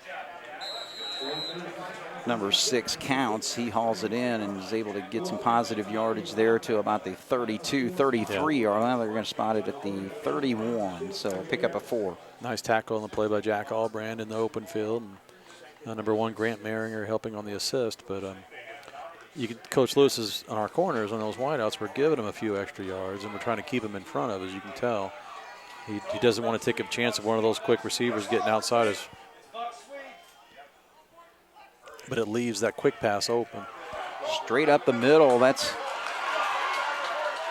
Boberg, and boy, he had a nice run. Again, I think kind of caught the defense off guard there, and he's able to get into Wildcat territory at the 47. Yeah, I don't know where our middle linebacker ended up there, but I'm assuming he would. I don't know if we were stunning or blitzing or if he got walled off, but Grant Mariner did a nice job coming in from the outside and making that tackle. So 22 yards on the run sets up Central 1st and 10, 11:06 to go here in the fourth quarter. Give the same play straight up. Cats, oh, now he gets away. Boberg, and now we're going to have a face mask. Oh. So we're going to tack on another 15 yards on top of that, but Boberg looked like he was stopped maybe for about a 2 or 3 yard gain there, but then powers forward all the way to the 30-yard line, so another 17-yard run there. Well, unfortunately, and you can't make excuses, and it's not the official's fault. Ashton Schneider, our middle linebacker there, was in position, and they hammered down on him and grabbed a hold of him, and he could not maneuver to get away, and I think that's what they're doing right now. They're attacking us up that middle. So 15 more yards on the penalty. So the face mask will set Central at the 15-yard line, so they are moving right along quickly. Just about a minute or so into this drive. 1st and 10. Now Evans gets in on the act. Cuts him away. Now he's going to go to the left side. He cut inside and he takes it in for the touchdown, so that did not take long. Central got the football with 11:33 to go. Less than 1 minute. They have taken the lead right back. Well, that's what we've been talking about the whole game, and I know that's what the coaches of Jasper understand, is this is a very dangerous football team. We've really been fortunate that they haven't had more quick scores like that, but The good news is we've held them for most of the game, Craig. We haven't given up anything that quick, so we'll write that one off as a fluke, and we'll keep working. So now, obviously, we need to answer. We need to find a play to respond and answer with our own score.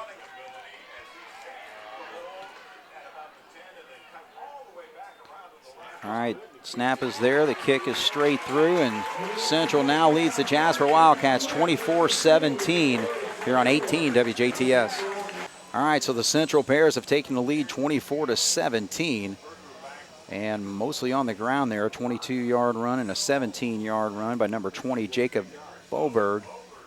Then a 15-yard face mask penalty put him at the 15-yard line, and you just give it to Torrey Evans at that point, and he was able to take it in for the score. So Cats will have to match that scoring right here, down by a touchdown.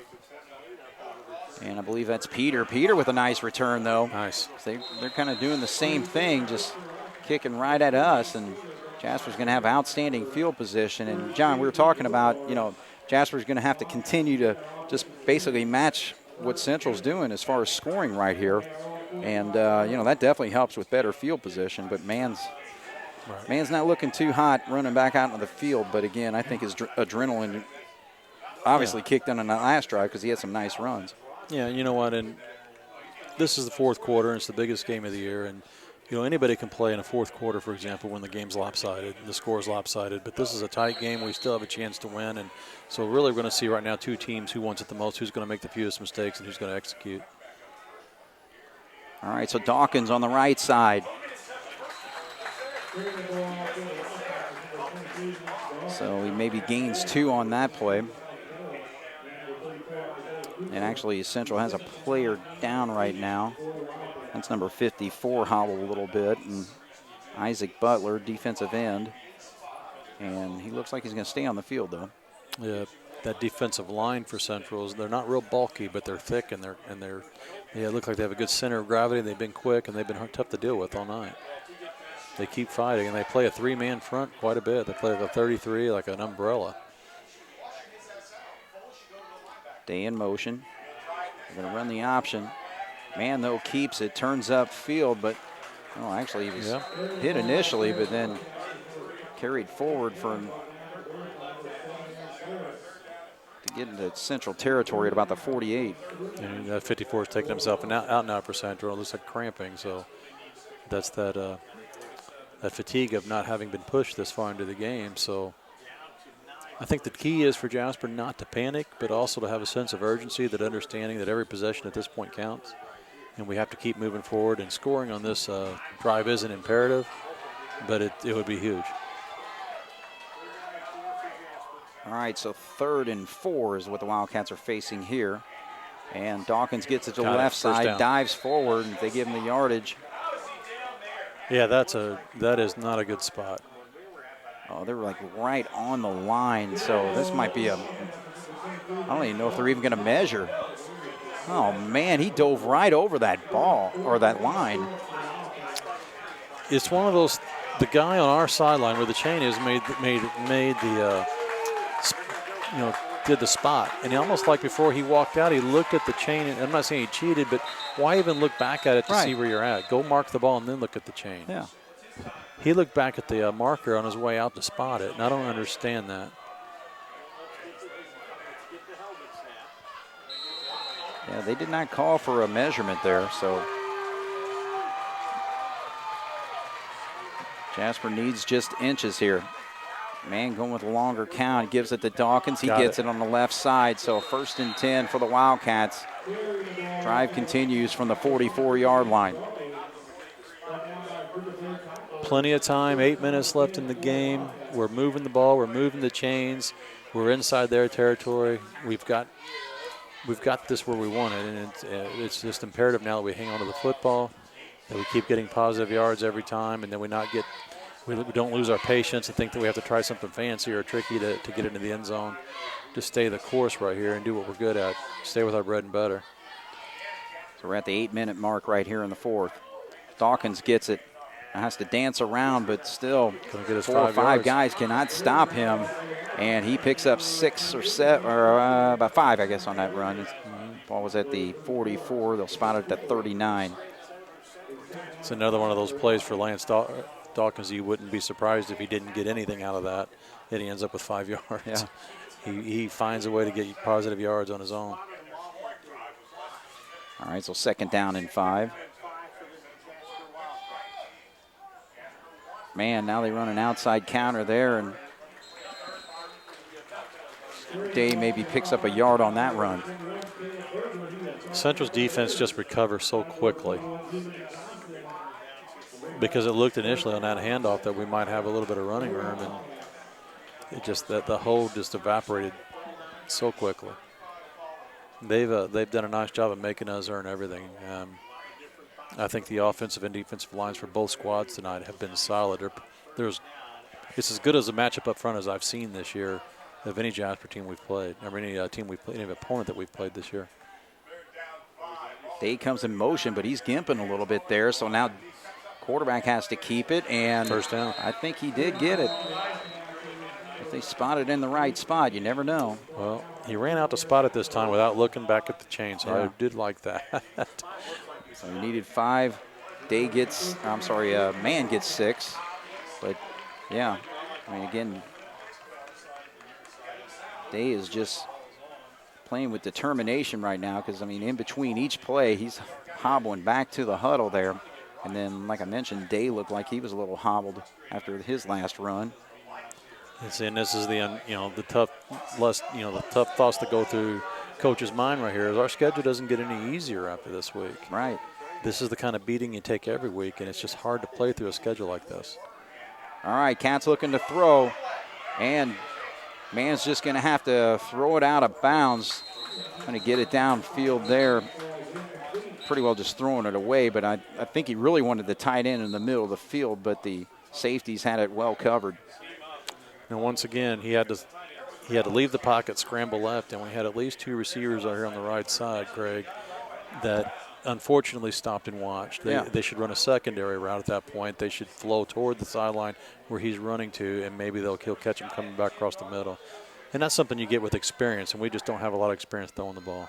All right, so they were having a discussion there if they were thinking about throwing a flag because, we had a receiver on the 10-yard line. Right there at the 10, exactly. Yeah, that would have been unfortunate if they called that. I think Blake more than likely was getting rid of the football, but at the same time, there was a receiver nearby, so I'm not sure how they could say what his intention was. All right, so it stops the clock at 5:56, 2nd and 10. Dawkins on the right side. And look at this.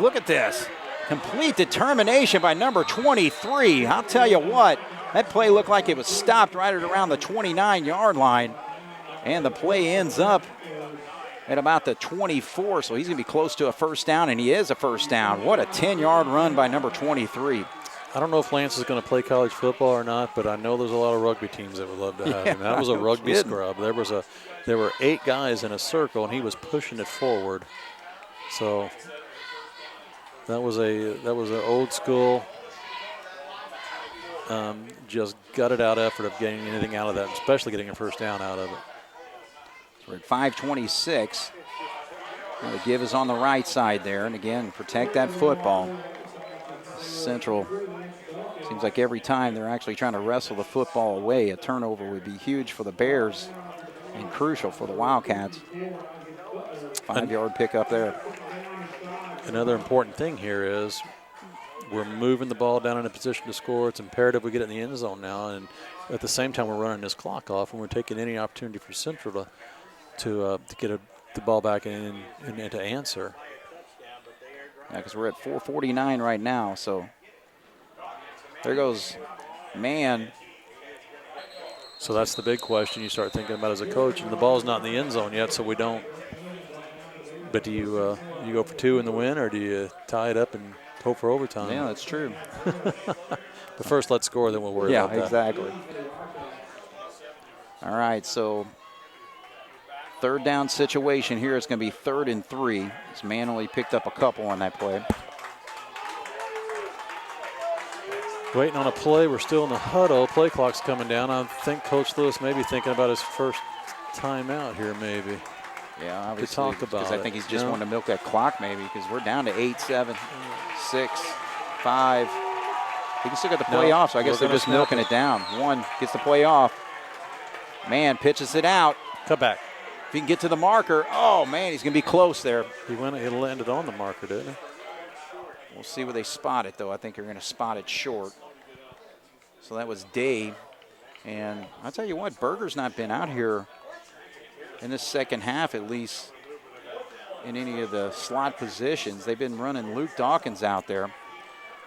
But any of the option plays have been going to Day. Day's just 1 yard short there. So they've been using Berger on defense, so maybe they're resting him a little bit offensively. I don't believe that he's hurt. But. So 4th and less than a yard. Dawkins gets it on the right side. He's got the first down as he rushes it to the 11. So a 3-yard pickup.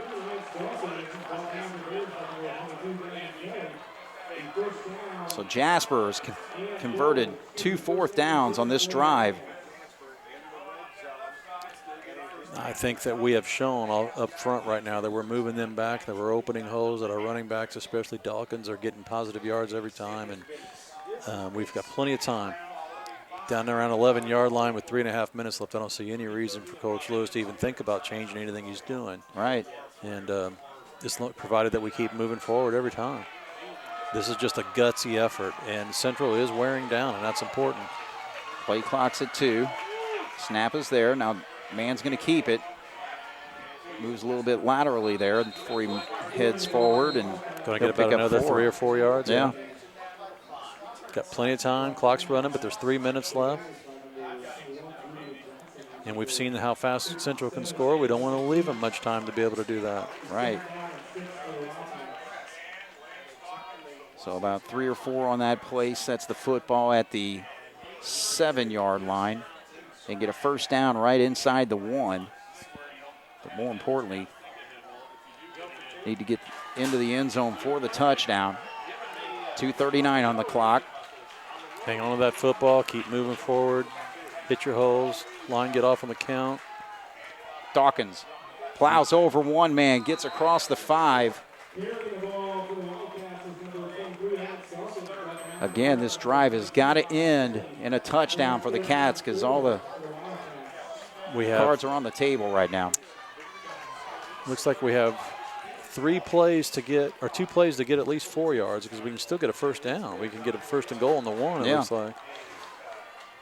So right now we'll call it 3rd and 4, I guess. 3rd and 4 because the ball's at the 5-yard line and that first down marker's inside the 1. Central has stayed in a 3-man front, but they got all 4 linebackers in the gaps there now. Dawkins left side. Can he plow forward? He's going to be a little bit short. They're going to mark it short of the marker. So he's probably at about the 2-yard line, I believe. Here's the play of the game.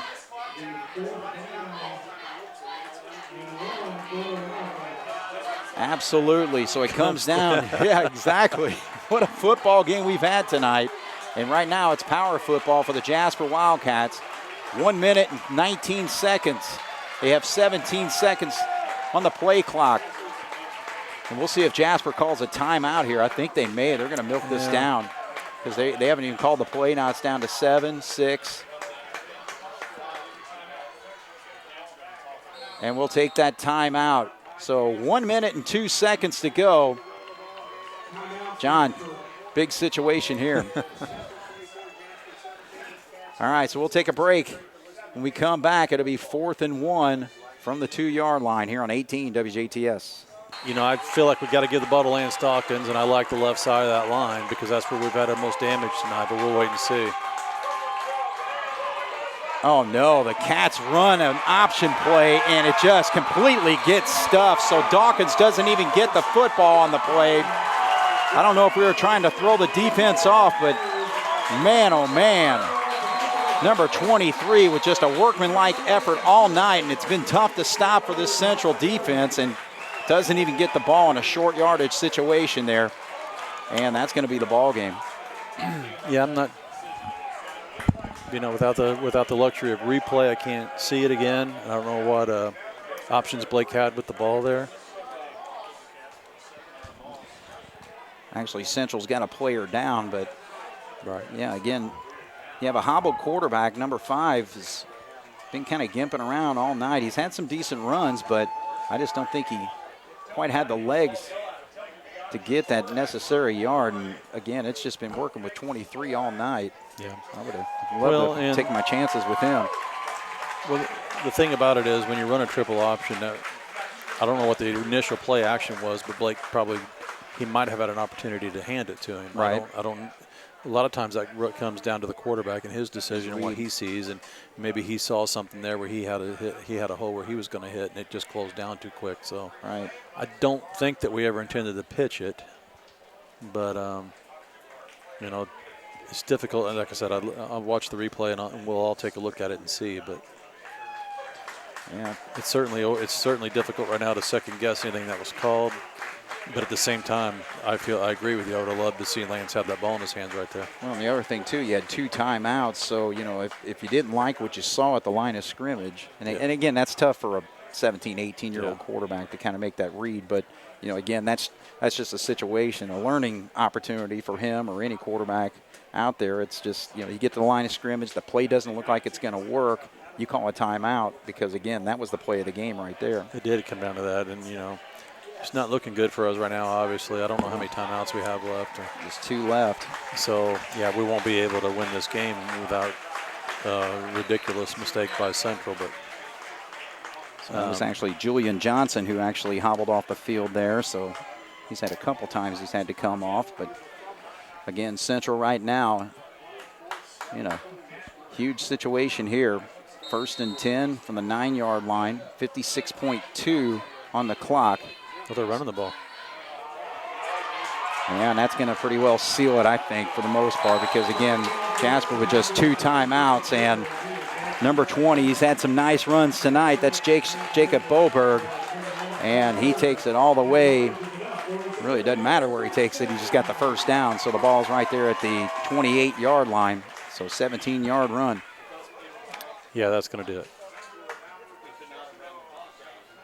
But our guys have nothing to hang their heads about. They played their hearts out tonight, Craig, and we have to live with the fact that we missed an opportunity right there at the end to score, and we also gave away 1 score, and we're just so close to this being a completely different outcome. Sure.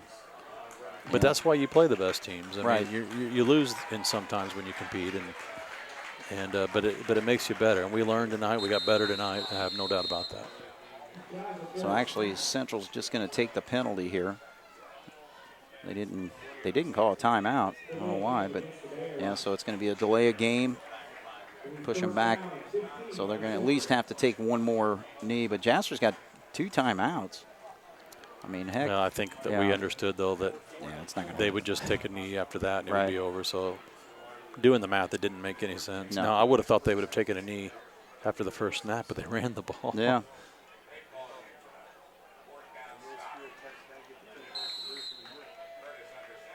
All right, so quarterback takes a knee, and the Central Bears win this football game 24-17, and they will sit atop of the standings of the Southern Indiana Athletic Conference in this big matchup between 2 top 5 teams here in the state, and the 2 leading teams along with North coming into tonight. And tough battle, and like you said, again,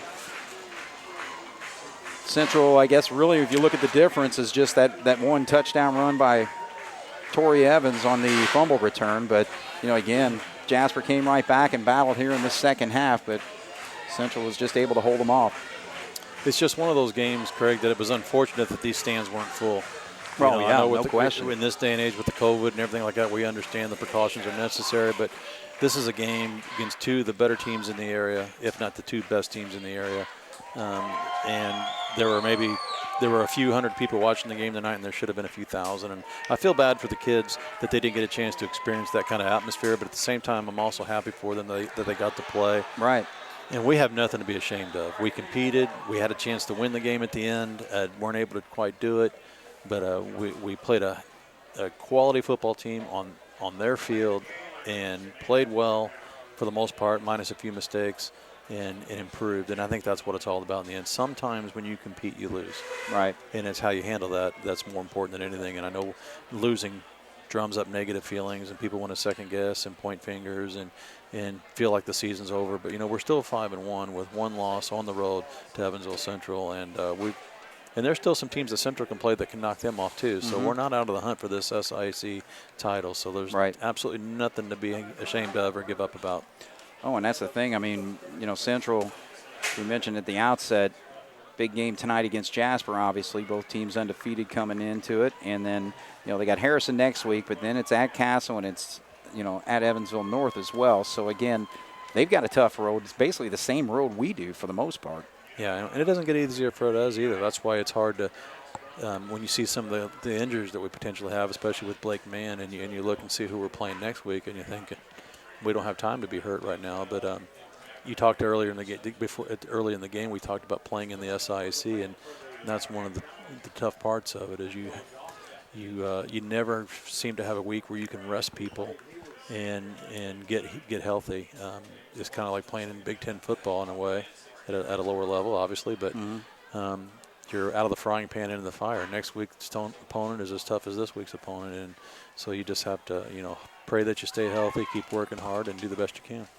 Well, and that's the thing, obviously, when you get a game like this, and it's an emotional football game, obviously, and especially one that comes down to the wire there. But in basketball, a lot of times when you have these situations, let's say it's a big game on a Friday night, you got 24 hours, less than 24 hours at that particular point after a game to kind of recover and get your team ready to play the next night. Football, you got another week or so. But still, what's the message to this team to make sure that you keep your heads up? Just what we said. The season's not over. We lost a game, and it hurts to lose. If you're a competitor, it hurts to lose. But also, if you're a competitor, you figure out why you lost and you do something about it. So you walk out with your head up, and you walk out and you keep a positive attitude, and you realize tomorrow's time to get back to work. In basketball, we may play again the next night, but physically, that's a lot. Obviously, that's more possible. You don't have the injuries that you have in football and the beatings. Right. But psychologically and emotionally, it's the same. A loss like this, if you're mentally weak, can send you backwards in a hurry because it can make you start doubting yourself and questioning what you're doing, and these guys can't let that happen. All right, well, we'll take a look at the numbers here real quick, and again, just an even football game for both these teams. Actually, Jasper with 58 offensive plays, 265 yards compared to 38 offensive plays for Central and 219 yards. But, one player that was big for Central in the second half, especially on their scoring drive, and then to kind of finish it off there with a nice run. But Jacob Boberg, he was solid there in that second half running the football. Yeah, and that's a sign of a good football team when you're actually arguably your most talented player didn't even play tonight, but you had other athletes step up and make big runs, make touchdowns, return fumbles for touchdowns, kick field goals. They had a variety of different athletes contribute, and that's what makes Central so dangerous, and we saw that firsthand tonight. All right, and so for the Wildcats, they were led by Lance Dawkins with 124 yards. He scored a touchdown. Blake Mann had 118 and a touchdown. No passing yards for the Wildcats. Just Mann was actually 0 for 1 passing. Grant Young got some action in there when Mann was out and threw an interception, but still. The Wildcat rushing attack, 265 yards. So still, that's the way we play football, and that's the way we're going to be able to move up and down the field. But, again, just came up a little bit short tonight. Yeah, that would be it's not a criticism, it's a critique. And I know Coach Lewis feels the same way, that we're executing this Delaware T is what I used to call it, the swing triple T. We're executing it really, really well, but sometimes when you go up against a more athletic team, it might be nice to have a little something else in the arsenal. And I'm sure Coach Lewis has things that they work on and that they're going to get to that. But it's really hard to be consistently successful with a little bit of passing game. And we had 0 passing yards tonight. Yeah. And, that's got to be something I think that they got to look at on the drawing board, but not second-guessing them at all. Their kids played their hearts out. They had a good game plan, and we minus a couple of mistakes, we could have won this game tonight. So I'm very proud of Coach Lewis and what they did tonight, and I know they'll be back next week ready to win. Absolutely. So, again, next week it's going to be at Castle. So, again, it's a 3-week run of being on the road at Central. Next week's at Castle, then Evansville North after that. So, Well, John, you did an outstanding job covering for us. Again, we love covering you during the basketball season. We get our post-game interviews with you and all that, but great perspective. And I'm going to look into that Delaware T offense. Is that maybe also a basketball offensive play for No, you? that's what that used to be called back in the day for some reason, and I'm an old school football coach, so that's what we used to call it, and I guess the terminology's a little antiquated now, but yeah, I enjoyed being here. I appreciate it, Craig. It's a lot easier sitting up here and watching someone else make decisions and have to squirm a little bit and trying to figure out what I would have done different to win the game. So instead of that happening to me. So all right. So just don't get mad at me during basketball season if we. My check is in the mail. I'm assuming. It'll be in the mail. Okay. All right. Well, thanks so much, Coach John Gable, with outstanding coverage tonight. We'll have Bob Welp back in action next week as the Wildcats will take on the Castle Knights at Castle. 7:30 kickoff local time for Jasper. 6:30 Central Time in the Warwick County area. So for Jeremy Markos on the video, John Gable tonight on the color commentary, my name is Craig Schneider. This is Wildcat football here on 18 WJTS. Jasper falls 24-17 against the Central Bears. Good night. This has been an 18 WJTS presentation of Jasper Wildcat football.